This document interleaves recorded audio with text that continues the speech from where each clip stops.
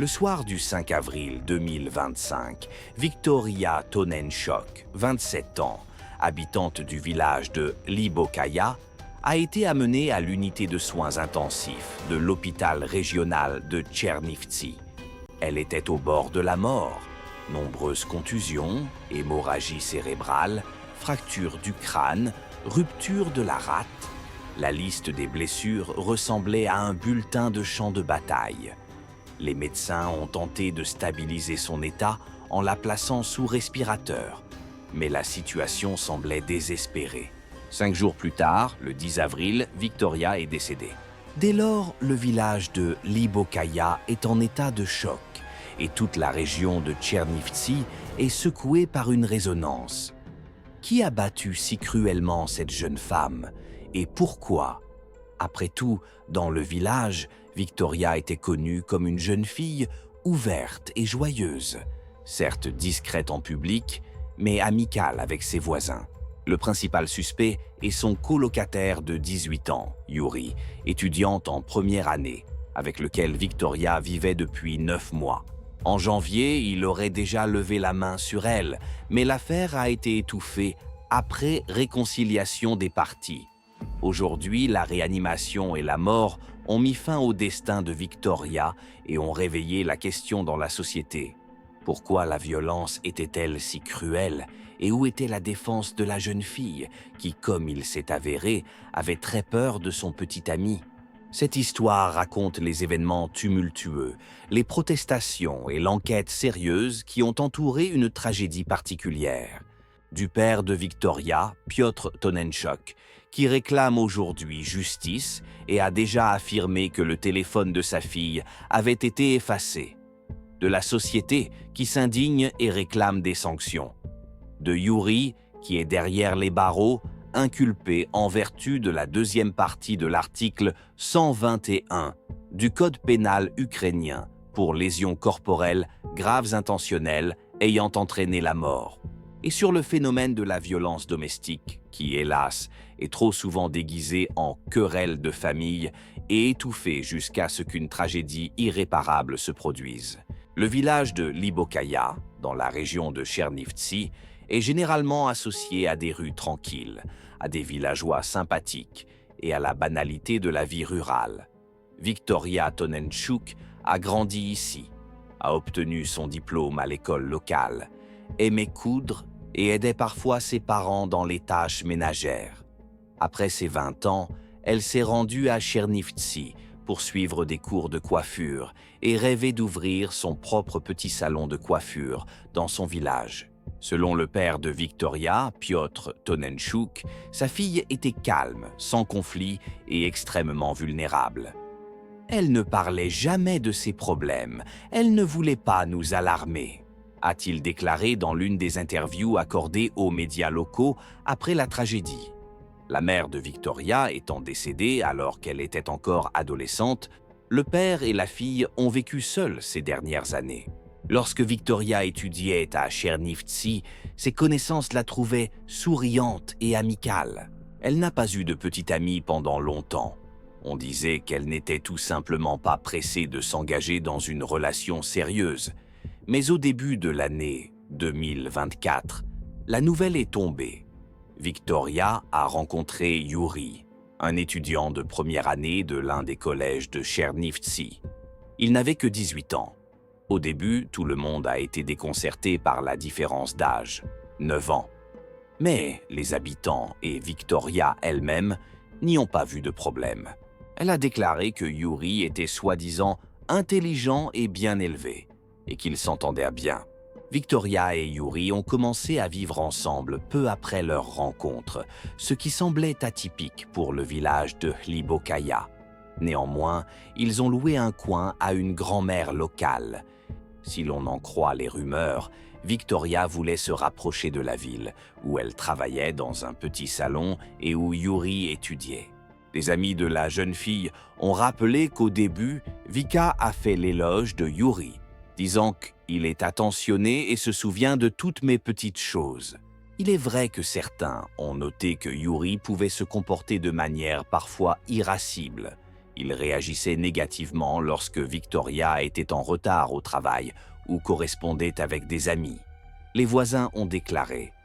On l'entendait parfois, comme dans leur maison, crier fort. Mais Victoria a nié ses propos, déclarant « Ce n'était rien de spécial, juste des petites querelles comme tout le monde ».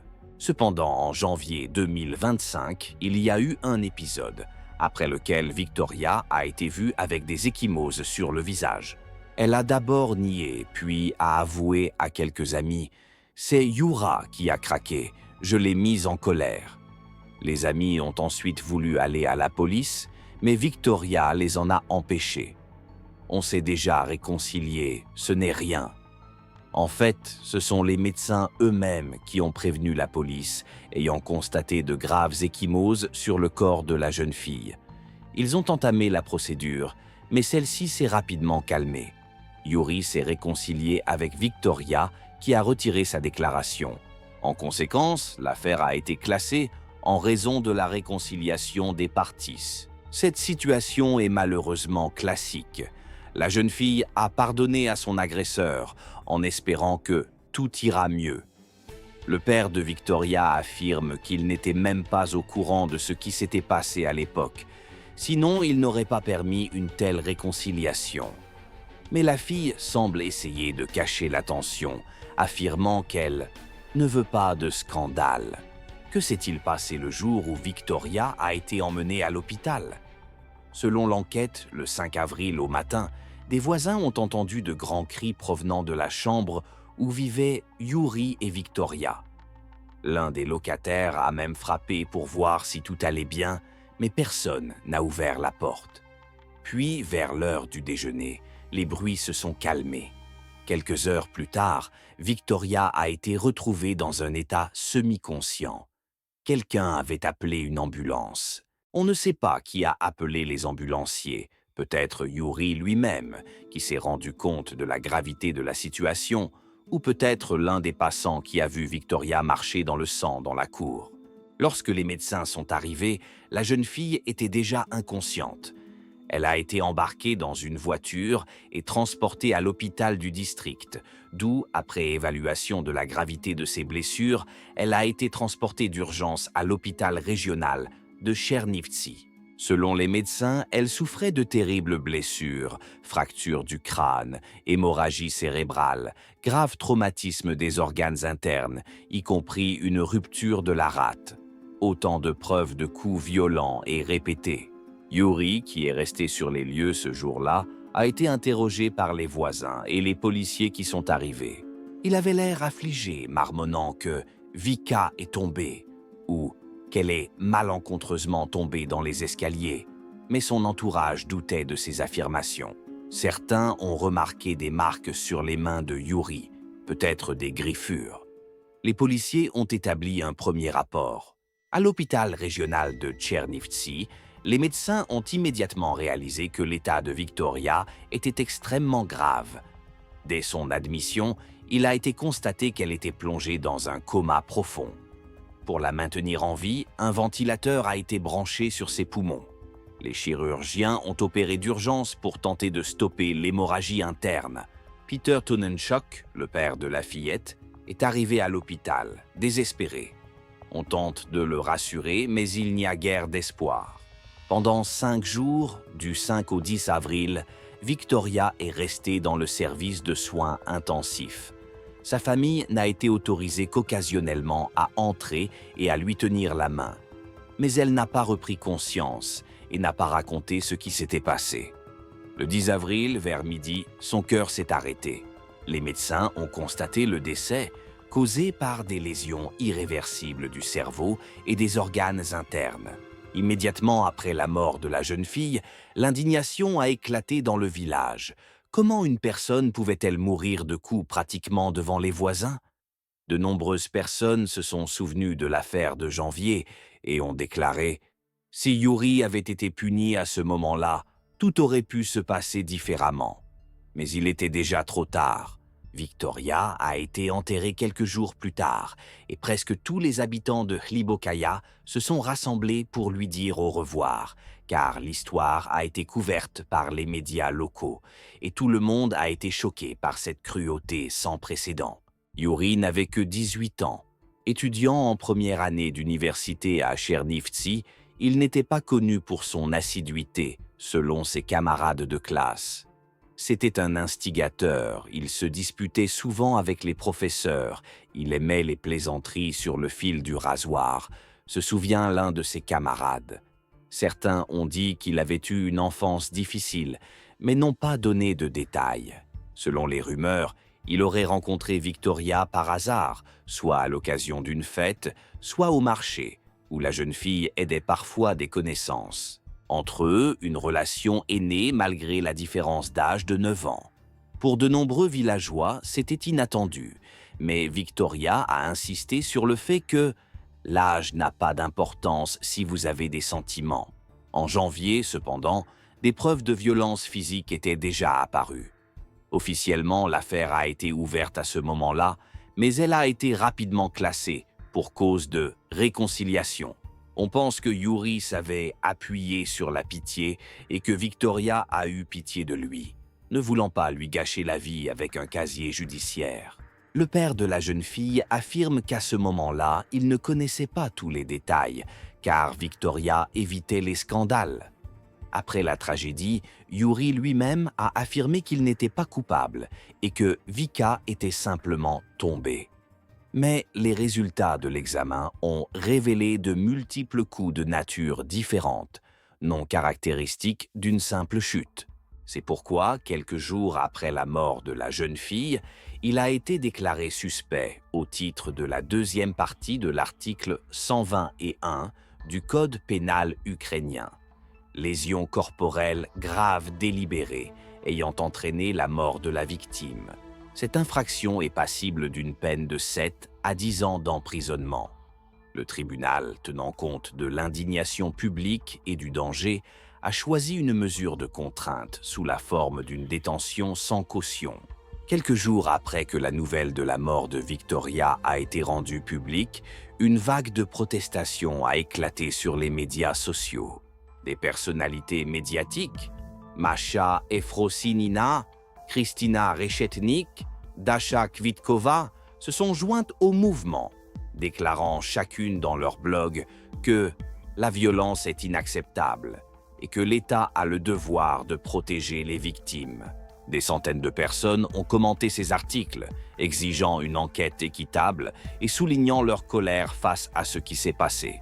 Dans le village de Hlibokaya, une action spontanée en mémoire de Victoria a également eu lieu, au cours de laquelle une centaine de villageois se sont rendus dans le bâtiment de la Maison de la Culture locale avec des slogans tels que « Assez de violence » et « Justice pour Vika ». Les habitants ont déclaré haut et fort que l'affaire ne pouvait rester sans publicité. Des rumeurs ont circulé selon lesquelles quelqu'un aurait voulu tuer Yuri de son propre chef, mais les autorités chargées de l'application de la loi ont déjoué ces intentions en plaçant le suspect dans un centre de détention. Dans le même temps, les chaînes de télévision, 24e chaîne, TSN, UA, RBC Ukraine, ont vigoureusement couvert l'affaire, publiant des reportages, des interviews avec les proches et les collègues de Victoria, ainsi que des commentaires d'activistes publics qui ont appelé à une responsabilité plus stricte en matière de violence domestique. L'affaire étant particulièrement brutale, le scandale a dépassé les frontières de la région. La mort de Victoria a également été signalée dans la capitale. La figure du père de la jeune fille, Piotr Tonenchuk, âgé de 49 ans, s'est imposé dans cette tragédie. Après avoir enterré sa fille, il a accepté de donner une interview et a déclaré qu'elle avait eu peur de Yuri, mais qu'elle était gênée d'admettre l'ampleur des menaces. Elle a dit qu'elle lui avait pardonné une fois et qu'elle espérait qu'il changerait. Mais je ne savais rien, elle ne voulait pas m'impliquer, raconte Peter. Il est extrêmement indigné par le fait qu'en janvier, la police n'ait pas mené l'affaire à sa conclusion logique et n'ait pas séparé Yuri de Victoria. Le père a prêté une attention particulière au fait que toutes les informations, y compris les contacts et les messages, ont été effacées du téléphone de sa fille. Il est convaincu que Yuri a agi ainsi pour cacher d'éventuels enregistrements de propos agressifs ou de menaces directes. Elle a peut-être même conservé des fichiers audio, mais ils ont été effacés, s'inquiète le père. Selon lui, une telle chose indique que Yuri cherchait délibérément à brouiller les pistes. Peter a indiqué que sur le corps de Victoria, on a trouvé des coups portés à des moments différents, ce qui indique clairement que les violences ont duré plus d'une semaine. Ma fille avait honte de la publicité, pensant qu'elle pouvait régler tout cela elle-même. Malheureusement, son refus de laisser l'affaire se poursuivre en janvier a conduit à un désastre. Je m'en veux de ne pas avoir vu les problèmes à temps, avoue Peter en pleurant. Lors de son premier témoignage, Yuri est resté silencieux ou a constamment changé de version. Pendant la garde à vue, il a assuré que Vika est tombée plusieurs fois, puis il a parlé d'un coup accidentel. Mais l'examen médico-légal a révélé des blessures multiples qui ne peuvent résulter d'un seul coup ou d'une simple chute. Les enquêteurs notent que la jeune fille présentait de multiples hématomes, caractéristiques de coups ciblés, et que la rupture de la rate ne résulte pas d'un trébuchement anodin. Les camarades de classe de Yuri ont réagi différemment à l'incident. Certains le considéraient comme un gars ordinaire, mais ils admettaient qu'il réagissait violemment aux critiques. Une connaissance se souvient. Parfois, il parlait durement de Vika, disant qu'elle le contrôlait. Mais personne n'imaginait que les choses iraient aussi loin. Les parents de Yuri, qui vivent dans un autre quartier, n'ont déclaré que brièvement qu'ils croyaient en son innocence. Ils sont convaincus que la tragédie était un accident. Cependant, ils n'ont pas donné d'interview prolongée après l'annonce des soupçons et de l'arrestation. Il semble que la famille de Yuri ait préféré prendre ses distances et que son avocat ait adopté une position défensive. Laissons le tribunal clarifier les choses. Des poursuites pénales ont été engagées au titre de la deuxième partie de l'article 121 du Code pénal ukrainien. Lésions corporelles graves intentionnelles ayant entraîné la mort de la victime. Cet article prévoit une peine de 7 à 10 ans d'emprisonnement. Il est important que l'enquête n'ait pas qualifié l'événement de meurtre prémédité, car rien ne prouve que Yuri ait voulu tuer Victoria délibérément. Toutefois, le fait que l'enfant ait subi de graves blessures et soit décédé par la suite constitue une infraction grave. Immédiatement après la mort de la jeune fille, Yuri a été placé en détention et envoyé dans un centre d'isolement. En choisissant une mesure préventive, le tribunal a tenu compte du fait que les gens étaient indignés et que le suspect pouvait influencer les témoins oculaires. L'avocat de Yuri a demandé une mesure moins sévère, à savoir l'assignation à résidence pour la nuit, assurant qu'il n'avait pas l'intention de se cacher. Mais le tribunal a refusé, compte tenu de la force du mécontentement de l'opinion publique. À l'heure actuelle, tous les proches et compagnons de Victoria sont interrogés. Les examens de ses blessures sont examinés en détail et la correspondance, celle qui a été conservée, est étudiée. Mais si la mémoire du téléphone a été complètement effacée, il ne sera pas facile de récupérer les données. À Liboka, on recherche des témoins de ce qui s'est passé le 5 avril. La police fait du porte-à-porte et interroge les gens.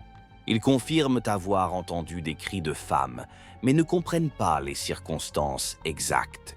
Un certain nombre de mouvements de défense des droits des femmes ont publié des déclarations selon lesquelles l'histoire de Victoria est un exemple de détresse systémique, où les victimes ont peur d'aller à la police jusqu'à la dernière minute.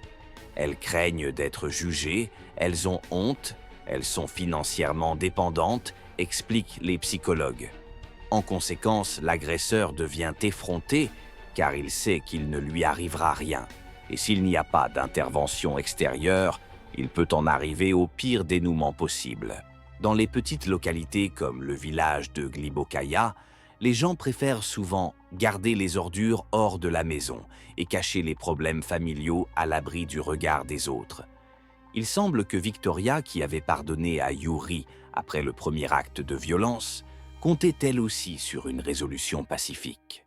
Elle ne voulait pas qu'il aille en prison, elle se fiait à ses sentiments, affirme des connaissances. Mais selon les experts, on ne peut pas justifier les coups par l'amour. Un seul cas de violence est déjà un signal sérieux. S'il n'est pas pris en compte, la situation ne fait qu'empirer. L'épisode de l'effacement des données du téléphone de Victoria joue un rôle important dans cette affaire. Piotr Tonenchok insiste sur le fait que, dans sa correspondance, sa fille discutait de ses inquiétudes concernant l'agression de Yuri et qu'elle avait peut-être un enregistrement de ces conversations.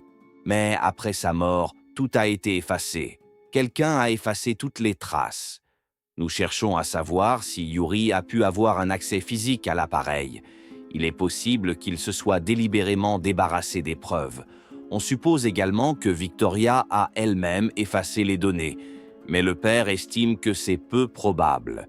Les spécialistes espèrent récupérer certaines informations à partir des sauvegardes, s'il y en a eu. Ces éventuelles preuves audio ou textuelles pourraient jouer un rôle crucial dans l'affaire. Les funérailles de Victoria ont eu lieu le 12 avril.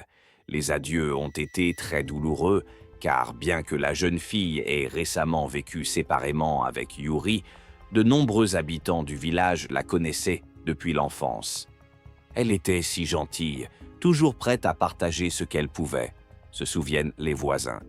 Les gens ont apporté des bouquets, allumé des bougies et pleuré au cimetière.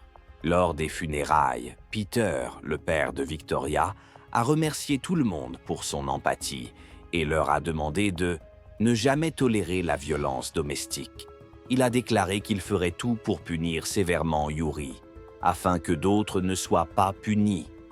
La cérémonie a été marquée par un mélange de tristesse et de rage, certains ayant même murmuré qu'ils auraient puni Yuri eux-mêmes s'ils n'avaient pas été placés en détention. Toutefois, les militants des droits de l'homme et les prêtres ont rappelé que le lynchage est interdit par la loi. Les gens doivent s'en remettre à la justice. Par conséquent, Yuri reste dans le centre de détention préventive en attendant son procès. L'avocat de la défense de Yuri affirme qu'un accident s'est produit et que Yuri ne voulait pas du tout tuer Victoria. La position officielle de la défense est qu'il y a eu un seul coup, et le reste est de la fiction. Par ailleurs, les experts médicaux sont unanimes. Les blessures de Vika sont étendues, ce qui exclut l'hypothèse d'un coup unique et accidentel. L'enquête a également révélé que le 5 avril, quelques heures avant l'hospitalisation, des habitants des maisons voisines ont entendu des cris sauvages de femmes et un témoin a déclaré avoir vu Yuri frapper la jeune fille à travers la fenêtre, alors qu'elle essayait de se protéger la tête avec ses mains. Cet homme doit encore témoigner devant un jury, mais s'il confirme ses dires, il sera difficile pour l'avocat de Yuri de justifier l'accident. Nombreux sont ceux qui critiquent la police et Victoria elle-même pour l'incident de janvier. Les coups ont été enregistrés, la fillette avait des ecchymoses, les voisins ont accepté de témoigner, mais elle a elle-même opté pour la réconciliation. Les blessures étant considérées comme non dangereuses et la victime ne voulant pas de problèmes inutiles, l'affaire a été rapidement classée. L'opinion publique critique aujourd'hui vivement la situation dans laquelle un agresseur domestique peut s'en tirer avec une punition consensuelle. Si les forces de l'ordre avaient pris l'affaire au sérieux à l'époque, Yuri aurait pu être isolé et la tragédie n'aurait pas eu lieu, affirment les avocats. La loi permet de clore l'affaire lorsque les parties se réconcilient, commente le spécialiste. Mais dans le cadre de la violence domestique, cette norme devient paradoxale, car la victime est souvent brisée par un sentiment de peur ou de pitié. À l'heure actuelle, l'enquête préliminaire est presque terminée.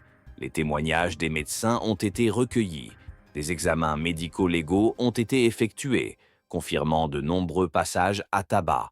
Il reste à vérifier toutes les preuves numériques. Ensuite, un acte d'accusation sera établi et les documents seront soumis au tribunal. Si Yuri est reconnu coupable, il risque de 7 à 10 ans de prison. Certains suggèrent que l'avocat pourrait demander une requalification en dépassement de la légitime défense ou en cause de mort par négligence. Mais la plupart des experts en sont convaincus. Les coups multiples sont plus susceptibles d'indiquer l'intention de causer des dommages graves, même s'il ne s'agit pas d'un meurtre prémédité, mais de l'intention de causer des blessures graves. De nombreux citoyens souhaitent que le procès se déroule ouvertement, avec la participation du public. Des militants ont déjà déclaré qu'ils prévoyaient de venir à Tchernivtsi, d'organiser une manifestation devant le bâtiment du tribunal et de veiller à ce que tout se déroule équitablement. Nous voulons que cette affaire soit un tournant, explique-t-il, afin que les gens réalisent que nous ne pouvons pas permettre qu'un tel scénario se reproduise et que l'agresseur ait la possibilité d'échapper à ses responsabilités. À Liboka même, le deuil est toujours présent et la perplexité est grande. Comment se fait-il que leur calme Vika ait été battu à mort? Certains blâment la réaction insuffisante de la police, d'autres la victime elle-même. Pourquoi a-t-elle pardonné? Pourquoi s'est-elle mise avec un jeune homme?